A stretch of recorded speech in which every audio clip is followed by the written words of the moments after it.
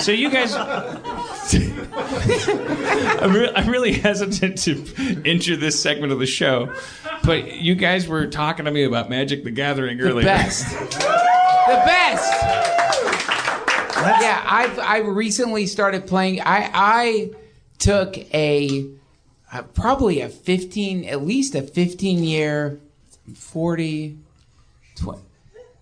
I spent a long time not playing Magic the Gathering.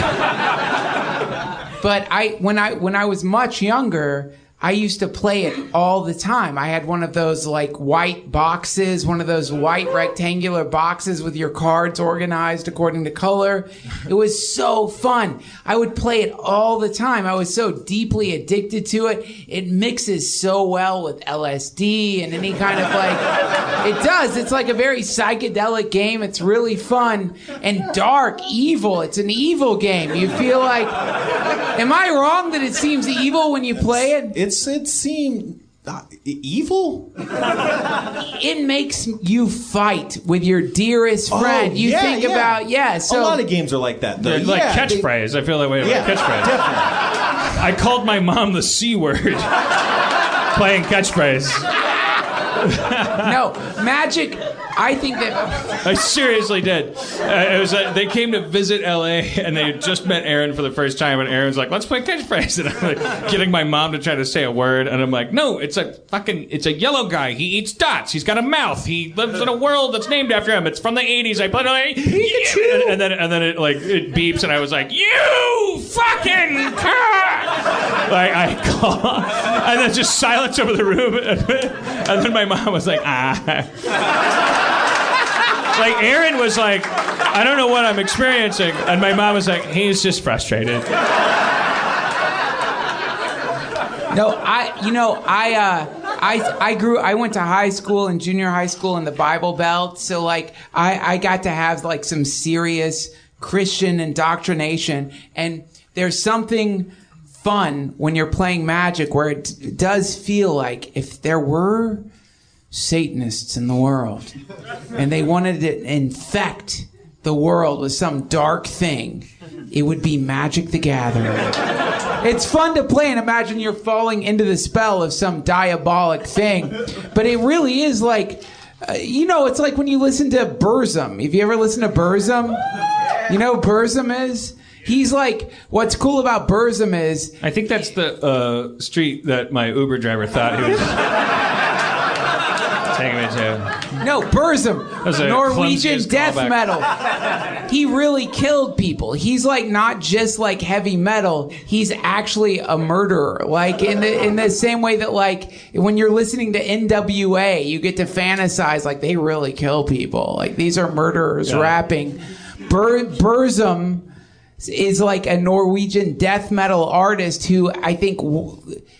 help me out here. So didn't even... I have no idea. Thank you. He killed his fucking drummer. What? That's a true musician. Like when you're listening to him, you're like, this is an actual rock and roll master. So when you buy his second CD, it's just there's no drums and it's just these brilliant songs that are the insight into a man who needed to work alone. I needed space. Sorry if the rhythm isn't kept. I needed space. The constant banging drove me nuts. Are you aware of how cool Norwegian death metal is? Do you know about this at all? Well, I know. Is black metal? Do you know anything about it? When I was 15, I was really into this band Manowar.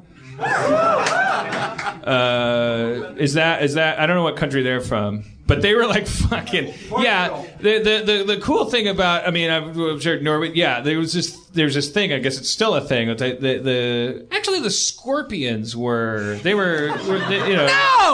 not the Scorpions. English was their second language, right? These were Satanists who were not just like content with being like Satanists. They were roaming through Europe, setting churches on fire. Like they were... No, I'm sorry. I just want to clarify. I was drawing a larger point, a cultural point, where it's like America creates this silly thing called that's largely like driven by capitalism, which is like we're heavy metal. We love, and then the songs are like you're gonna rock. You gotta rock so hard. I don't care if you don't rock hard. Don't talk to me, because I'm gonna cut your head off. And then it gets exported to foreign countries, and it's like this adorable, amazing thing happens where European or East European like heavy metal bands, they're like, they take us at face value. They're like, we heard the importance of metal, and we believe it, and they make metal more important. They're way more metal than any American metal band ever. There's like a million of these bands. That's all I was saying. The Scorpions were kind of like that. I see what you're saying. Like it infected Norway somehow, and they became evil. But I don't think that's what happened. I think that a dark energy rose up from the ground and possessed these people. And it's true, they're fucked up, man. The cover of one of their albums is from one of them coming home, and their guitarist or one of the musicians has blown his brains out in the house, and they're like, oh, this is the next album cover. Let's take a picture of this. And then that's what I'm talking about. They took one of the skull fragments from his brain, from his just blasted head, and he would wear it on stage as a necklace when he was playing. Yeah. That's rock and roll, friend. Well, it's metal. It's metal for sure. It's pretty dark. Yeah, it's pretty dark. So in the same way, when you're playing Magic the Gathering, you feel that potential. You feel like if you came home from work and your girlfriend had killed herself, that you might make a new card out of her blood. I haven't played it. I've played apps on the iPad that simulate these games that were being invented when I was a tyke. The reason why I don't get it is because when I was a kid, there was actual role playing, which was a big deal. You get your graph paper and your pencils, and everything's gritty, and it was the nerds' version of fucking gangsta culture. It was like, you're not supposed to understand it. Fuck, it's supposed to intimidate you. It's supposed to feel dense and impenetrable. If anyone looks over your shoulder while you're drawing something, you're supposed to go like, you psycho. Yeah, that's right, motherfucker. Because I'm designing a spell. And it's level 3, and it's like, I'm researching dungeons, and the text is so tiny, you can't read it with eyes younger than 15. And it it was the heyday. It was like, the internet was barely existent, and I would go to gym class and sit in a corner and close my eyes and meditate about dungeons, and every once in a while a ball would hit me in the head. But it was worth it, because the gym teacher was like, all right, C. Because if I give you an F, then I got to figure out how to fix you. C, get out of here. You're weird. You sit in the corner and get hit in the head with a ball. Maybe that'll be a sport one day. The grittiness. And so the cards, it's like, to me, I'm 41. I'm like, cards? Man, fuck that shit. That's when my little tiny voice comes out. I say, fuck it. You gotta get past it, man. Yeah. You have to, because it's... Well, because since then I've become addicted to iPad games where I'm a waitress waiting tables. You'd think I would be less of a snob about how I spend my time. Here's one thing people don't realize about Magic the Gathering, and the fact that I've said that in my life means that I should move out of the country and become a monk to Norway.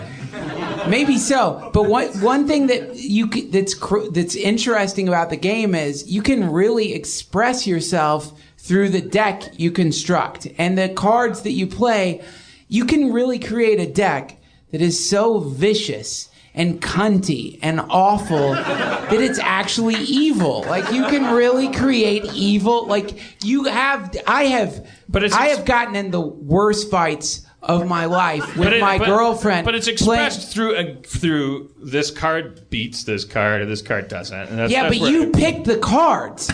You decided that you wanted this deck to slowly remove your opponent's cards, to slowly like disintegrate your opponent's hopes, to like create like bad results that involve argument after argument. You made that thing. Like you brought that darkness into the world. It's really fun. You can't do that with other games. It's like 100 times worse than Monopoly. Like any Monopoly fight you've gotten in, it pales. It's the musket versus Hiroshima compared to like how awful this game is. It's great. All